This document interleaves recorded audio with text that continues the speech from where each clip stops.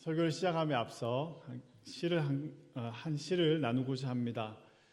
기영도 시인의 이 빈집이라는 시입니다. 시의 내용은 다음과 같습니다.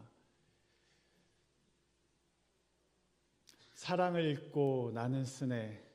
잘 있거라 짧았던 밤들아. 창밖을 떠돌던 겨울 안개들아.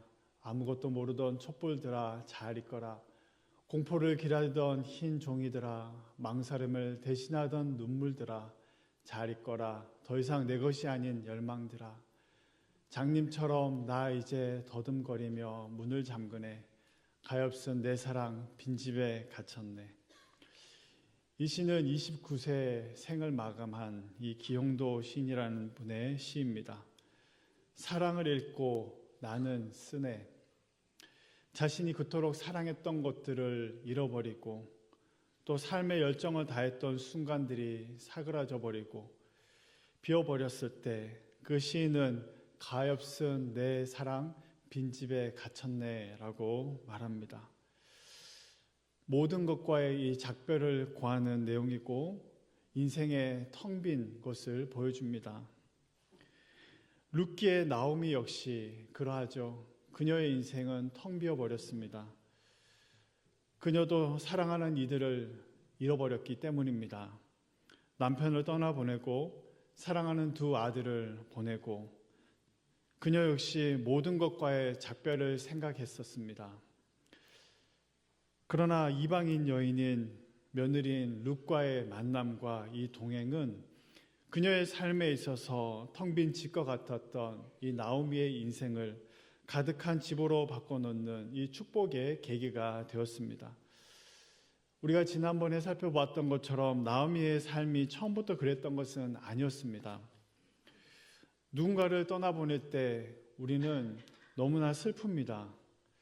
신앙인이라고 해서 눈물을 보이지 말아야 한다거나 우리 믿는 사람이 어떻게 부활의 소망이 없냐고 어떻게 슬퍼할 수 있느냐라고 말하는 것은 우리의 크나큰 오해입니다. 오히려 우리는 너무나 큰 슬픔을 맞이할 때 울어야 하고 또 아파해야 합니다. 눈물을 쏟아내야 하고 그래야지 다시금 일어날 수 있는 힘이 생기고 용기가 생기는 것이죠. 나오미 역시 상실과 우울함이 한동안 그녀를 휩싸고 휘감고 있었고 그 시간이 지나갔을 때 그녀는 다시금 일어날 수 있었습니다. 룻기 2장 2절에서 나오미가 이삭을 주우러 간다고 하는 그 며느리 룻에게 이렇게 얘기했습니다.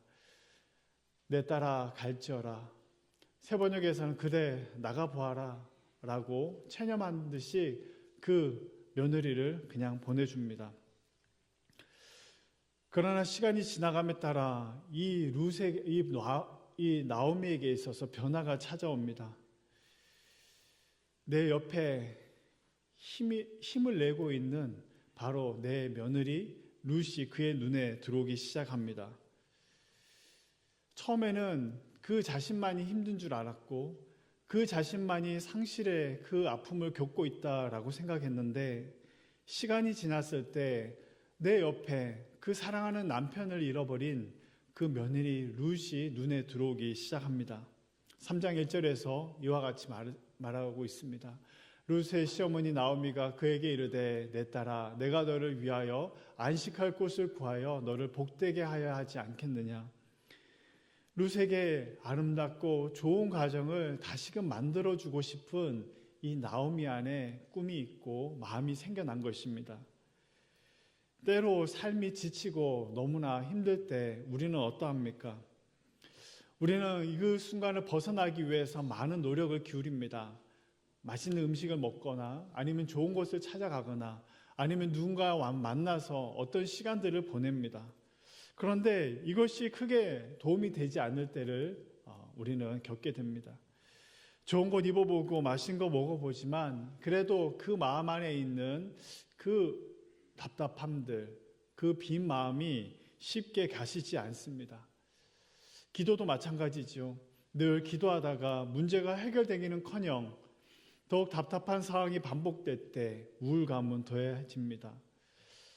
그러나 이 모든 상황, 상실의 상황, 우울의 상황, 그리고 기도가 했는데 답답한 이 상황들이 어느 순간 그냥 마치 안개가 그냥 싹 거치는 것처럼 해결이 될 때가 있습니다.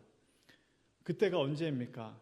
바로 나 자신을 위해서가 아닌 내 옆에 있는 누군가를 위해서 기도하고, 나의 문제가 아닌 이 지구 저기 어느 곳에 있는, 지금 또 아파하고 있는 누군가를 위해서, 그의 이름 모르고 그의 얼굴 모르지만 누군가를 위해서 기도할 때, 특별히 또한 이 나라에 있는 정말 어렵게 살아가고 있는 누군가를 바라볼 때, 우리의 시선이 바뀔 때 그 변화가 시작되는 것을 경험해 보셨을 것입니다.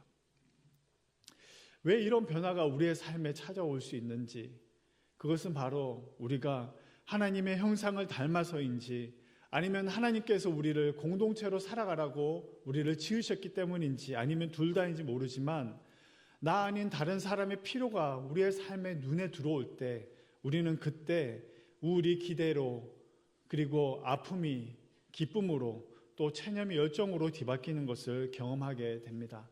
나오미가 그러했습니다.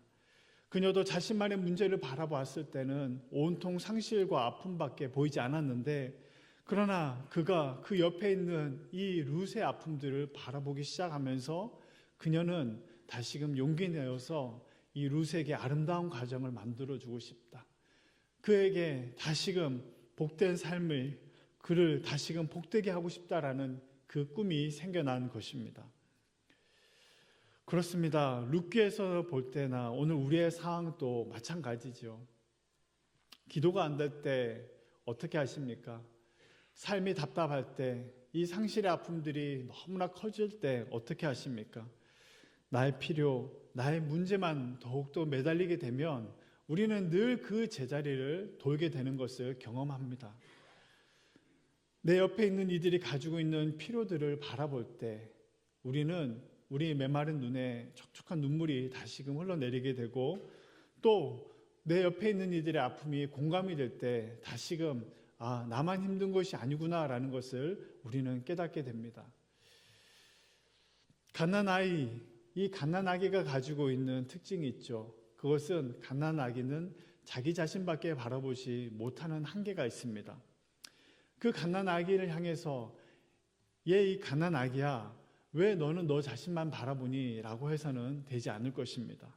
왜냐하면 갓난아기는 그 필요가 채워져야지만 자라날 수 있기 때문입니다. 그러나 그 갓난아기가 어느 순간 크게 되면 옆이 보입니다. 옆에 있는 사람들이 보이고 그 옆에 있는 사람들의 필요가 눈에 들어옵니다. 성경은 우리가 이처럼 우리가 삶에 있는 자리에서 머물러 있지 않고 성장하기를 원합니다. 에베소서 4장 13절의 말씀을 우리 같이 한번 읽어보겠습니다. 시작. 우리가 다 하나님의 아들을 믿는 것과 아는 일에 하나가 되어 온전한 사람을 이루어 그리스도의 장성한 분량이 충만한 데까지 이르리니. 아멘. 오늘 룻기의 말씀에서 우리가 이전에 살펴보았던 것은 바로 나오미가 그의 삶의 주변에 있는 이 룻의 인생을 바라보는 가운데 그 필요를 채우고 그 필요가 눈에 들어오는 가운데 그의 삶이 회복된 이야기라면, 오늘은 이 보아스의 관점에서 보아스가 바라보았던 그 주변에 있던 사람들의 이 필요들을 어떻게 바라보았고 그의 삶이 어떻게 하나님께서 사용하셔서 그의 인생을 인도해 가시는지, 그리고 텅 빈 나오미의 인생을 어떻게 채워주시는지 우리는 함께 살펴보고자 합니다. 오늘 말씀에서 우리가 14절에서 18절까지의 말씀에서 그 앞의 내용에서 며느리인 룻을 향해서 나오미는 이렇게 말합니다. 며느리 룻아, 오늘 밤 타작마당으로 가거라. 타작마당에서 보리를 까부릴 텐데 그때 너는 그 전에 목욕을 하고 옷 단장을 하고 사람들이 있는 그 눈을 피해서 숨어 있다가 보아스가 타작마당에 누울 때 그의 발치에 그의 누운 그 발치에 눕도록 하여라 라고 나오미가 룻에게 바로 가르쳐 줍니다. 그 내용이 바로 8절에서 11절까지의 말씀입니다. 이 나오미의 말을 따라 이 룻은 그 말씀에 순종하여 실제 이 보아스의 누운 그 발치에 그가 눕게 됩니다. 그리고 이 그의 발치에 누운 바로 룻의 모습을 누가 발견하게 되냐면 보아스가 발견하게 됩니다. 그리고 보아스는 룻이 그의 발치에 눕는 것을 허락해 줍니다. 우리는 오늘의 말씀에서 이 이야기 속에서 우리가 발견할 수 있는 것들은 무엇이 있을까요? 보아스는 어떻게 룻과 나오미의 삶의 필요들을 바라보며 그가 어떻게 섬세하게 그것을 바라보며 채워주고 있는지 우리는 살펴볼 필요가 있습니다. 그 첫 번째는 보아스와 룻과의 관계 속에서 그 불미스러운 일이 있지 않았다라는 것입니다. 많은 사람들이 이 룻기를 바라보는 가운데 늘 좀 어느 부분이 지나갈 때 민감함을 가지고 바라보게 되는 장면이 있는데 그것은 바로 오늘 우리가 나누었던 8절에서 그리고 11절까지의 말씀입니다. 과연 가정을 가지고 있던 이 보아스가 룻을 받아들일 것인가? 그리고 룻은 왜 가정에 있는 그 보아스에게 다가가서 그에게 잠을 청할 수 있는가? 어떻게 성적인 관계를 맺을 수 있는가라는 이 의문들이 있기 때문에 사람들은 이 룻기를 읽는 가운데 불편한 심경을 토로하게 됩니다. 그런데 우리는 말씀을 통해서 확인할 수 있는 것은 이 보아스는 이 룻과의 관계 속에서 이 불미스러운 행동을 하지 않았다라는 것입니다. 그것을 살펴볼 수 있는 여러 단서들 중에 하나는 중요한 것은 바로 이 발치에라고 하는 단어가 계속적으로 반복되고 있다라는 것이죠. 3장 4절과 7절에 보면 그의 발치 이불을 들고 그리고 3장 8절에서는 한 여인이 자기 발치에 3장 14절에서 룻이 새벽까지 그의 발치에 누웠다가 라고 말하고 있습니다. 이것은 바로 무엇이냐면 성경이 계속적으로 보아스가 룻을 바로 동침하는 가운데 그가 성적인 관계를 맺는 것이 아니라 그의 발치에서 그가 머물 수 있도록 거기까지 허용해 준 것을 보여주고 있는 것입니다. 이 당시에 타작마당이라는 곳은 어떤 곳이었을까요? 바로 성문 밖에 이 타작마당이 있었다고 합니다. 그리고 보통 오후에 이 작업들을 하는데 이 바람이 부는 곳에서 열린 공간이어야 했고 이 바람이 부는 그 가운데 사람들이 쉴 수 있는 곳이어야 했습니다. 이 타작마당에서의 작업은 크게 두 가지 과정을 통해서 이루어졌는데 우리가 또 시골에서 이런 광경을 보신 분들이 계실 것입니다. 첫 번째는 이 동물의 발굽과 이 나무 수레를 통해서 이 타작을 1차적으로 행합니다. 그리고 두 번째 어떻게 하냐면 이 갈퀴를 가지고 이 바람에 흩날리는 가운데 이 타작을 행하는 갈퀴로 또 타작하는 이 장면이 바로 이어지는 것이죠. 그래서 이 첫 번째, 두 번째 이 타작의 과정을 통해서 바로 이 구체적인 타작이 이제 행해집니다. 이것이 바로 우리의 이 타작의 과정과 유사한데요.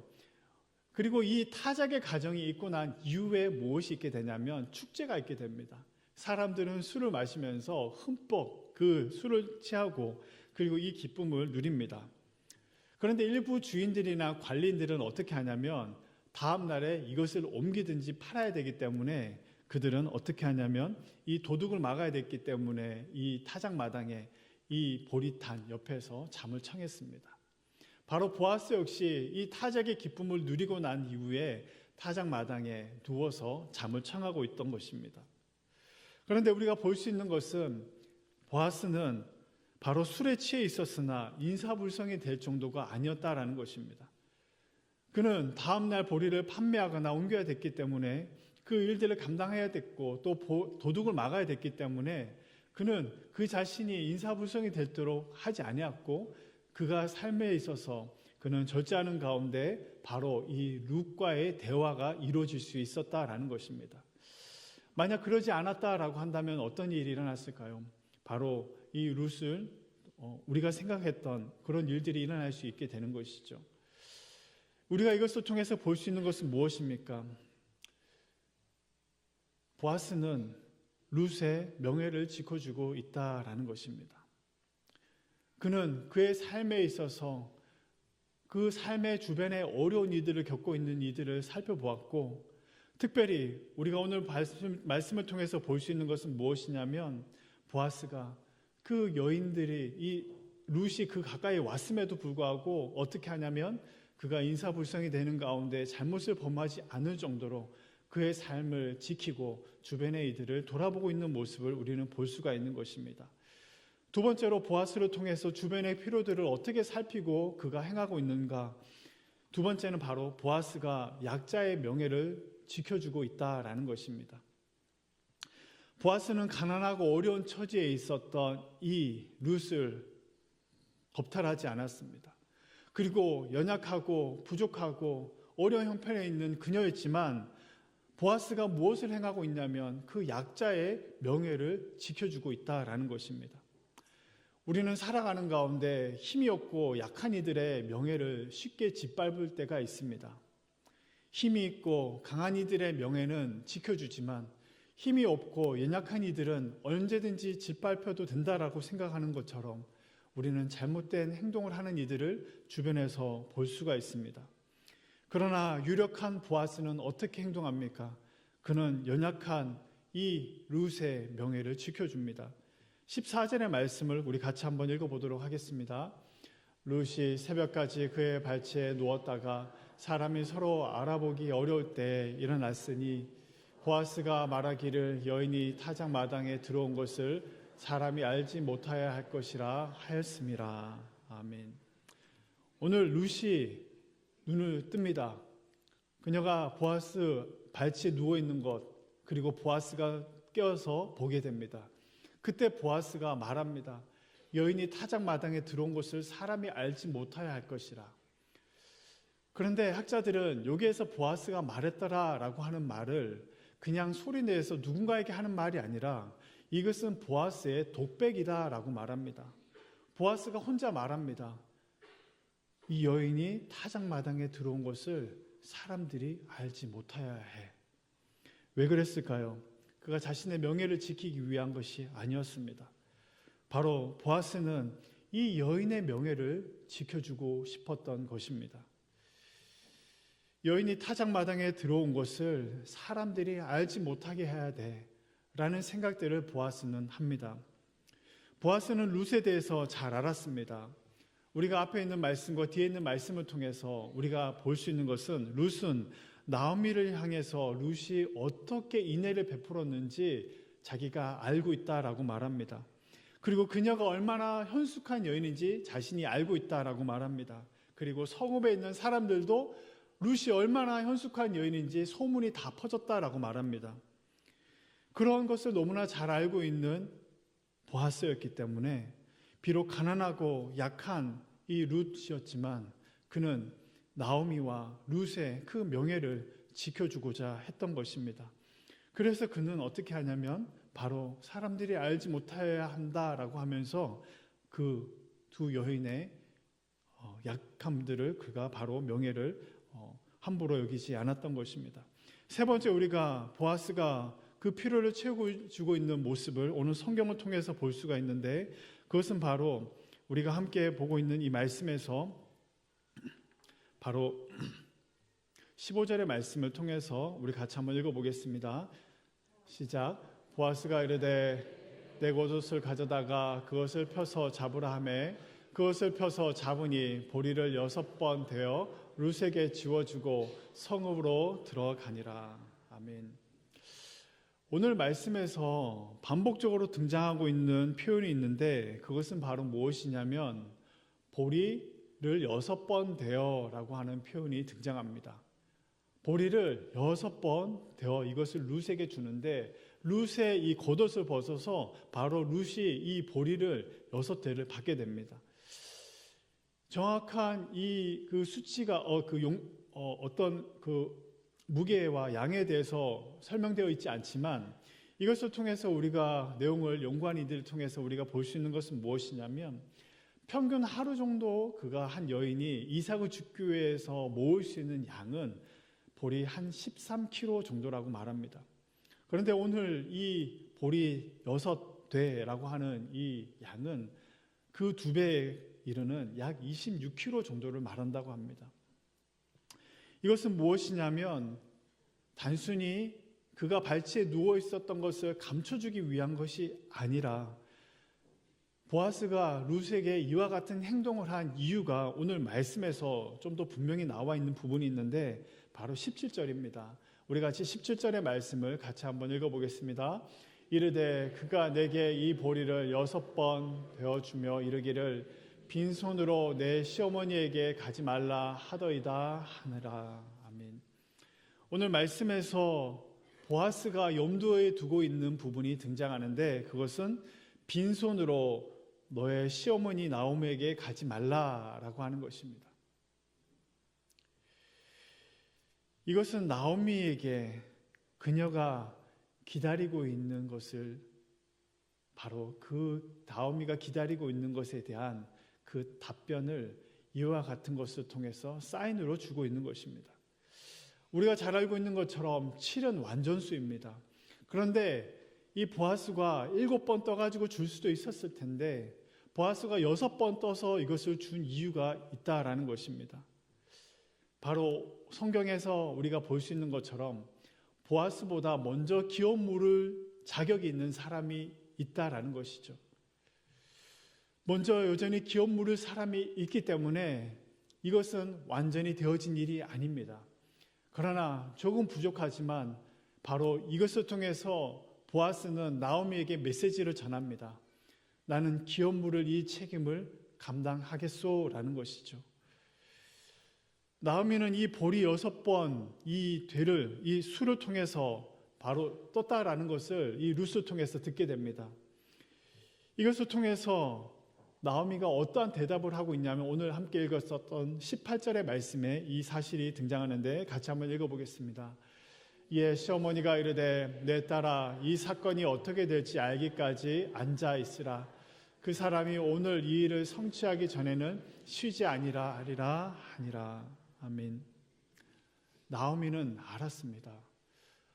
룻은 보아스가 6번 떠서 했습니다라고 그것을 보고했을 때 나오미는 알았습니다. 나오미는 룻에게 말합니다. 룻아 앉아 있어라. 그리고 되어질 일들에 대해서 지켜보자. 그리고 보아스가 어떻게 할 것이라고 말하냐면 보아스가 오늘 이 일을 성취하기 전에는 쉬지 아니하리라 라고 말합니다. 오늘 이 말씀을 통해서 우리는 한 사람 보아스에 대해서도 살펴볼 수 있지만 이 보아스를 통해서 나타나고 있는 하나님의 일하심에 대해서도 우리는 함께 볼 수가 있습니다. 이 일을 성취하기 전에는 이 기업을 무르는 이 구원을 이루기까지는 쉬지 아니하시는 하나님의 열심과 이 마음이 오늘 본문에 나와 있는 것입니다. 우리는 보아스를 통해 일을 이루시고 성취하시는 하나님의 그림자를 살펴보게 됩니다. 보아스가 어떻게 필요를 채워줬는지 우리는 이상의 모습을 통해서 볼 수 있는데요. 그런데 구체적으로 이 마지막에 그가 이 일을 성취하고자 하는 그의 열심의 모습을 통해서 우리가 살펴볼 수 있는 또한 중요한 모습은 바로 하나님께서 어떻게 우리의 삶 가운데 그 성취를 이루어 가시느냐라는 부분입니다. 바로 예레미야 우리 33장 2절의 말씀을 통해서 우리가 알 수 있을 텐데요. 우리 같이 한번 2절의 말씀만 읽어보겠습니다. 시작. 이 일을 행하시는 여호와 그것을 만들며 성취하시는 여호와 그의 이름을 여호와라는 이가 이와 같이 이르시도다. 아멘. 우리는 오늘의 말씀을 통해서 이 필요를 채워가는 이 보아스의 모습을 통해서 첫 번째 우리가 볼 수 있는 중요한 것은 하나님의 모습입니다. 우리의 삶에 부족한 우리의 삶의 텅 빈 곳간을 채워가 주시는 하나님의 성취하시는 모습을 우리는 볼 수가 있습니다. 두 번째로 우리가 이 내용을 통해서 볼 수 있는 중요한 것은 공동체의 중요성입니다. 우리가 잘 알고 있는 전도서 말씀, 전도서 4장 12절에는 이러한 말씀이 있죠. 우리 같이 한번 읽어보겠습니다. 한 사람이면 패하겠거니와 두 사람이면 맞설 수 있나니 세 겹줄은 쉽게 끊어지지 아니하느니라. 아멘. 저는 말씀을 통해서 바라볼 때 이 한 사람, 두 사람 세겹줄을 보게 됩니다. 한 사람은 누구입니까? 이렇게 적용할 수 있을 것 같습니다. 한 사람은 나오미이지요. 그의 삶 가운데 한 사람이면 어떻게 합니까? 피하게 됩니다. 그런데 나오미에게 누가 있습니까? 룻이 있습니다. 근데 룻이 있는 가운데 어떻게 합니까? 그러면 맞설 수 있다고 합니다. 그런데 맞서는 것으로 충분하진 않습니다. 이 세 겹줄, 나오미에게 누가 있습니까? 룻이 있습니다. 그리고 또 누가 있습니까? 보아스가 있습니다. 혼자 믿음 좋고 혼자 강한 사람, 독불장군, 혼자 이겨낼 수 있을 것 같은데 여러분, 그런 사람이 있습니까? 없습니까? 그런 사람은 없습니다. 우리가 공동체로 모이는 이유는 독불장군이 없기 때문입니다. 두 사람은 어떠할까요? 나와 마음이 이심전심이 누군가가 있으면 그것으로 충분할까요? 물론 그것으로도 좋겠지만 그러나 그것으로도 충분하지 않습니다. 우리는 오늘 이 말씀을 통해서 공동체의 중요성과 필요성에 대해서 잠깐 살펴보게 됩니다. 하나님께서 오늘 세 겹줄에 그 세 번째 세 겹줄을 이루어 가시는 분이 되어주셨을 때 이 나오미의 이 가정은 견고하게 세워질 수 있었습니다. 또한 이 나오미와 룻이 있는데 이 보아스라는 이가 이 가운데 함께하는 가운데 어떻게 됩니까? 이 세 겹줄은 쉬 끊어지지 아니하는 좋은 공동체가 될 수 있는 것을 볼 수가 있습니다. 우리의 신앙에 있어서 강건함, 능력은 어디에서 올까요? 그것은 내 옆에 있는 이들의 필요들을 바라보고 그 필요들을 채워줄 때 우리는 강해집니다. 물론 이 말씀을 전할 때 참 무거운 마음이 너무나 많습니다. 나는 잘하고 있나? 나는 잘했나? 그런데 하나님의 말씀 앞에서 은혜를 구하는 자로서 우리가 함께 있는데 우리가 함께 기도하는 마음으로 하나님, 우리의 삶에 있어서 이와 같은 세 겹줄의 은혜가 주여 나를 통해서 있게 하여 주옵소서. 내가 보아스가 되게 도와주시고 우리 이제 구역이 개강되었는데 나 없는 누군가가 있어서 괜찮겠지라는 마음이 아니라 나 한 사람이 그곳에 함께하는 가운데 쉽게 끊어지지 않냐는 공동체를 이뤄갈 수 있도록 주여 은혜를 부어달라고 우리가 그런 마음으로 함께 주님 앞에 나아갈 수 있기를 원합니다. 내 옆에 있는 이들의 필요들을 바라보지 못하고 나 혼자 있을 때, 구역이라는 이름이 아니라 나 홀로 신앙생활할 때 여러 많은 기도의 제목을 하지만 그러나 나 혼자 안에 갇혀버릴 때가 얼마나 많은지 모릅니다. 이번 주 이제 구역 모임을 하신 분들도 계시고 우리는 또 이번 주 또 구역으로 함께 모입니다. 믿음의 아름다운 공동체를 우리에게 이루어가게 하셨는데 하나님 앞에서 함께 믿음의 삶을 나누고 이 믿음의 이 공동체를 아름답게 세워가는 가운데 하나님께서 기뻐하시는 이 성취의 과업을 함께 이루어가는 우리 모든 소월남교회 믿음의 식구들 될 수 있기를 주님의 이름으로 간절히 소망합니다. 설교의 처음에 기영도 시인의 빈집, 가엾은 내 사랑 빈집에 갇혔네.